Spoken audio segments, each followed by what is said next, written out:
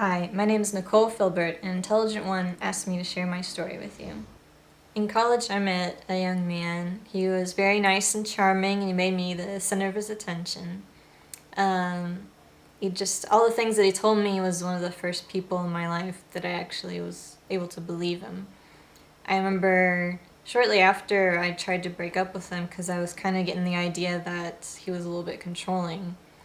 And he cried and made a big scene and told me that, he wanted me in his life, and I really believed him because I thought, well, this person's fighting for me, so they must really want me in their life. And when we got back together, it started kind of going downhill from there. He was more controlling, wouldn't let me see my friends, wouldn't let me be with my mother. We moved into an apartment together, and it was all over. He didn't want me to leave the apartment. He didn't want me to get a job. He didn't want me to go to school. He wanted me in the apartment all the time, not talking to anybody else but him. So basically my life revolved around this person who didn't even treat me very well. I remember times with him where he would want to be sexual and I didn't, and he would just abuse me and take what he wanted anyway. And that's when I knew that I was in an abusive relationship and I had to get out.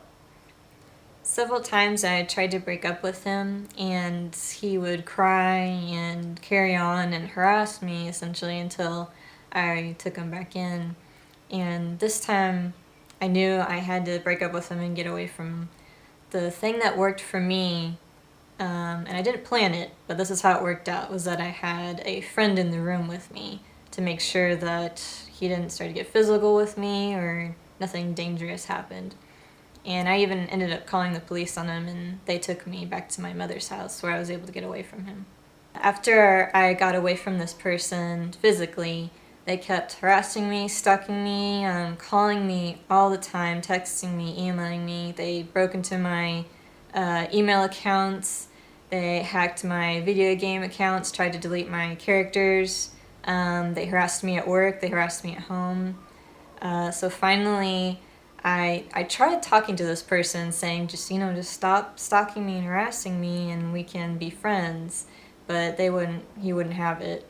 So eventually I had to tell him, I don't want you ever contacting me again. Not anyway, not through friends, nothing.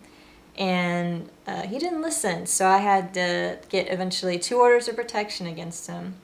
A lawyer, and I reported the sexual assault to the police, and that after 2 years of him harassing me and stalking me, he seemed to finally let go. Intelligent One asked me to share a book with you, and I chose The Gift of Fear by Gavin D. Becker. In it helped me reinforce what I felt during my abusive relationship, and it helps you predict violence. It's not just for abusive relationships, it's also for a stranger who comes up to you on the street and doesn't take no for an answer. It's hiring someone in a situation, looking out for the signs. It's the red flags, which are not taking no for an answer, charming and nice, the unsolicited promise, like, I just want to go up to your house and then that's it, I promise. All these types of things. And one line that I'd like to share with you is, no is a word that must never be negotiated, because the person who chooses not to hear it is trying to control you.